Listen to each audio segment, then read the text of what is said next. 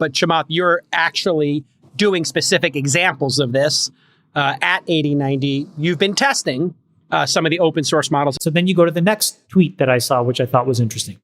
And this is a woman who's an ex-Meta PM.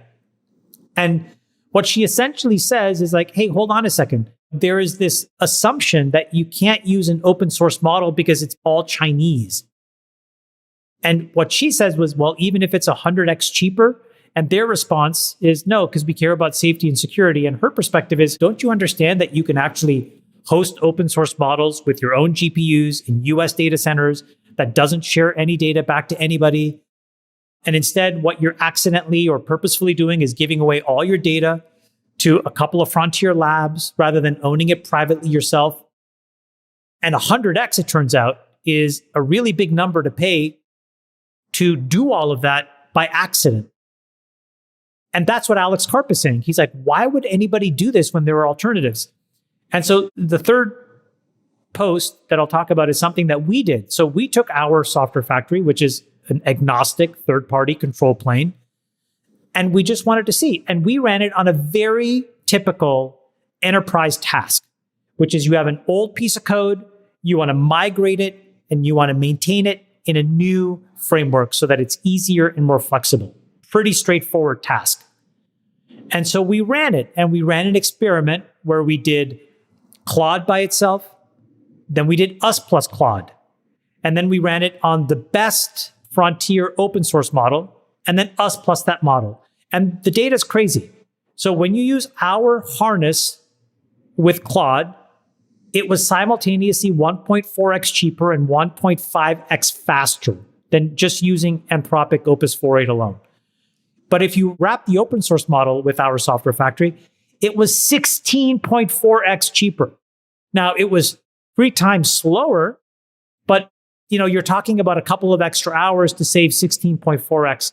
So on that one, the slowness, Chamath, is that slowness because of the hardware being served up by Claude, or is it this the is software all layer? using OpenRouter? No, this was all using OpenRouter on a very traditional hardware stack. So look, I think the reality is, could that be optimized even further? Absolutely. But my point is, if you take Sachs's points, and then if you take Alex Karp's point, and just this actual data, there is a very legitimate question, which is, if you are a reasonable company, why are you not finding an independent way to access this intelligence in a way that doesn't leak your edge away? To do so at this point now is kind of becoming derelict and irresponsible. Back then, you could be experimenting because you didn't know any better. But now when you know all of these data points, to continue to make the same decision, I think is really insanely dumb. All right, Dave Friedberg, you are also a CEO of the surging Ohalo, and you have a lot of proprietary data. Let me ask you point blank, do you trust your data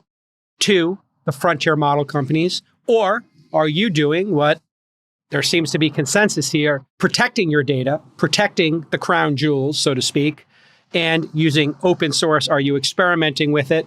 And just yes or no, do you trust the frontier models with Ohalo's data? So I'll tell you, there's been an effort by Anthropic to go around and sign up life sciences companies to contributing to a new life sciences focused model.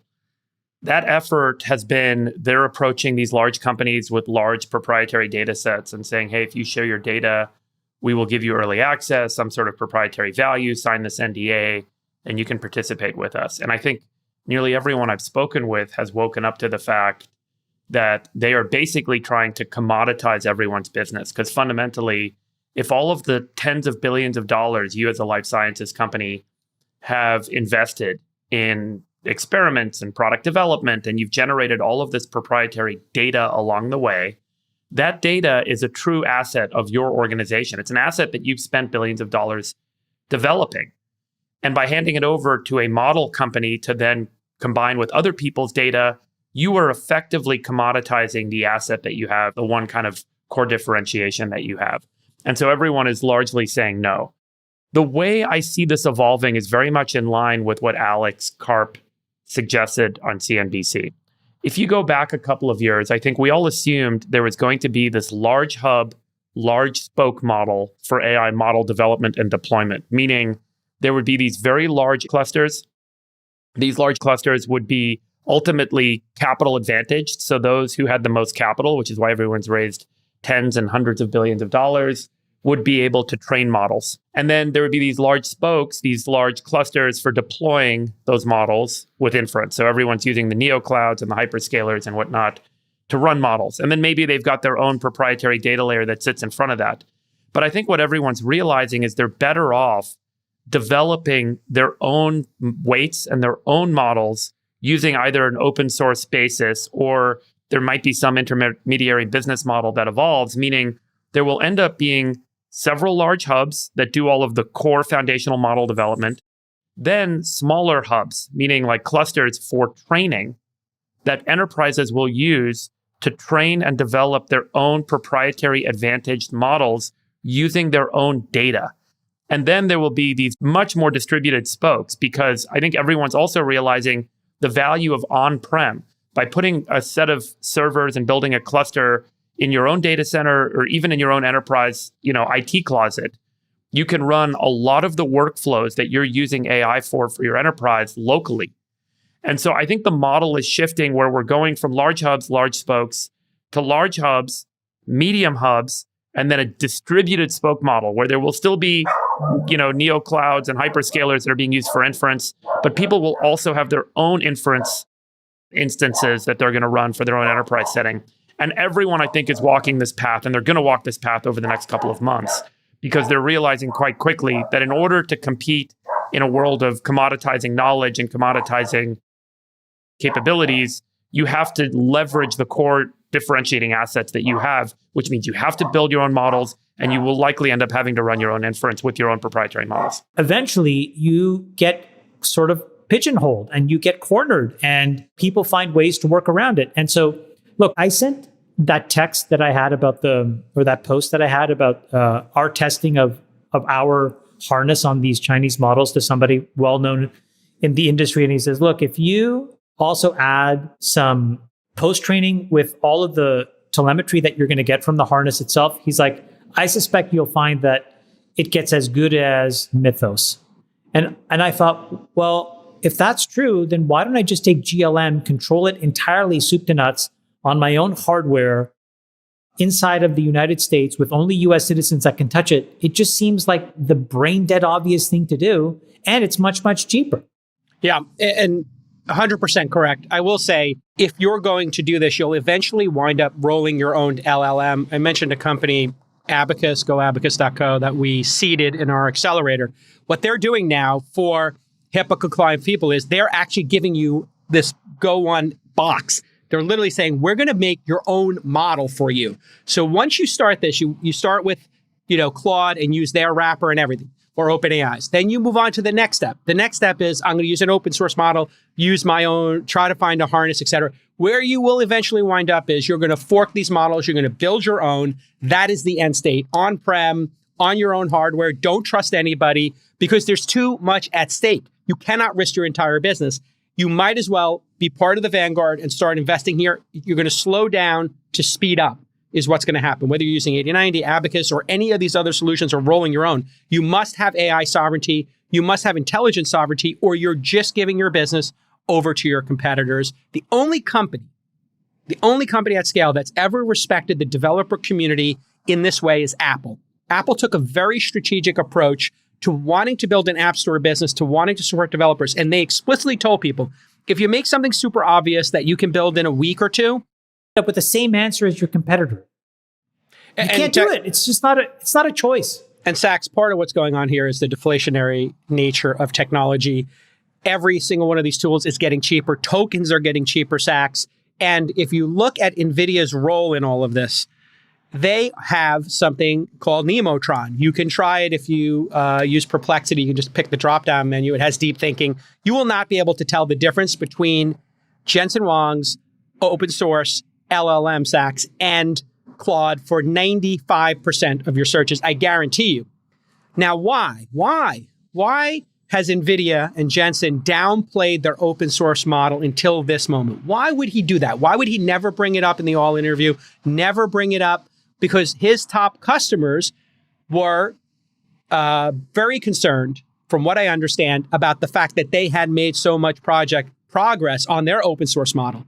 But suddenly, after OpenAI announced their jalapeno chips, after Anthropic started making chips, after AMD did successful projects with both of these companies, after Elon said he's going to do his own fab, NVIDIA's taking the gloves off, David. They are going to own the whole stack. They are going to be talking about open source a whole bunch. So maybe you could talk a little bit about NVIDIA and their role in this as the open source at scale full stack provider. You get the hardware from them, and you're going to get a model that's competitive with OpenAI's for free.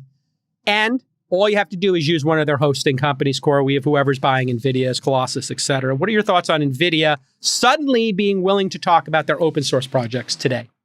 Well, look, I think part of it is they needed time to make the offering compelling. And, you know, they're up against some pretty great AI labs. And I think some of it is just, hey, it takes time to train up these models. Now, one question is, why is it that NVIDIA and Palantir are partnering? Like, what makes them natural partners? And I want to just explain that. If you want to think about the AI stack for a minute, at the most basic level, there's 3 layers to the stack. It's basically the chips, it's the models, and then it's the applications. Well, right now, we have in the middle layer, at the model layer of the stack, you've got 2 dominant companies. You've got Anthropic and OpenAI. We know that Anthropic's around 60-something billion of ARR. OpenAI is at 40-something billion of ARR. As far as we know, no one else is really generating meaningful revenue at the model layer. So we already have, let's say, an emerging duopoly situation. We have Anthropic pushing for a regulatory capture agenda that would probably enshrine that duopoly situation at a regulatory level, because they're pushing for a safety agenda where Dario explicitly says that these other models are not safe. You shouldn't have access to them. So you've kind of got that situation. You got the market producing duopoly. You got the government now potentially leaning not to bust up the duopoly, but maybe to enforce it. So that's sort of the emerging situation at the model layer. And so if you're an application at the top of the stack like Palantir, or you're a chip company at the bottom of the stack, that's the last thing you want. You want a competitive model layer. Why? Because if you're an application, you don't want to be beholden to one model provider, right? You want to have a choice. And if you're an enterprise, you want to have a choice because you don't have to give up all of your proprietary knowledge. And if you're a chip company, you don't want a monopsony buyer situation where there's only 1 or 2 companies who can buy your chips. And by the way, they're producing their own. You want to have as diverse and healthy an ecosystem as possible where there's lots of potential buyers for your chips. And if enterprises are rolling their own using open models, that's kind of an ideal situation because now there's like a long tail of buyers. So I think really the whole ecosystem, in a way, the chip companies, developers, applications, enterprises, everybody has an incentive for a competitive layer of the stack at the model layer. 100%. And really, the only companies who don't are Anthropic and OpenAI, because obviously they want to dominate, they want to be a duopoly. And my view is, look, if you earn a monopoly or duopoly in our system, we don't ban monopolies in the United States. We ban anti-competitive tactics. But if you lawfully achieve monopoly through amazing performance, we don't, nationalize you or make you illegal, and I think that's fine. However, the government, in my view, should do nothing to make monopoly or duopoly more likely. They should make it harder for these companies to engage in monopoly tactics, and they should do everything they can to keep the model layer competitive, because competition is what brings out the best, and it's good for the ecosystem, and it ensures our civil liberties and consumer choice. So, and it's going to be amazing. Yeah. And I think people are going to, again, deploy their own hardware against it. I think there's going to be a buying frenzy in the enterprise, not just with the neoclouds and the hyperscalers. I think the enterprise is going to be a buyer. And when that happens, you do the simple math, and you don't want to have a dependency on server availability and cloud downtime. And you don't want to put these models on some third-party cloud. And you want to do stuff that's very cheap. Like a lot of people are running, I mean, you guys do this. You're running day-to-day workflows for your enterprise. And you realize, hey, I could run these workflows on an open source model on a machine in my office. And we don't need to be sending this stuff back to some fancy, scalable 100%. cloud service provider. You're right. The industry spent so many years convincing everybody to flip to the cloud. And the realization may be that all this idea of shared infrastructure may not be the best idea in a world of intelligence. And this is what I mean by like a distributed work. spoke model, because I do think it's not going to be all or none. I think you're going to end up being like 70, 20, 10 in how you're going to allocate your resources for model inference and running models. You're going to probably be 70% in some big cloud. Maybe you'll do 20% local, 10% you'll try other clouds. You know, you'll kind of mix stuff up, but I don't think you're going to end up doing things the way you've been doing them historically. You'll very quickly realize that it's okay to waste tokens. It's okay to let your employees make stupid apps that last for a couple of weeks but burn through billions of tokens. If it's running on your own hardware, then all you're paying for is the electricity in your office or in your this your is IT what I've room. been talking about here for like and by the way, a year I think now everyone's since realizing this OpenClaw came because, out. Yeah. Like I'm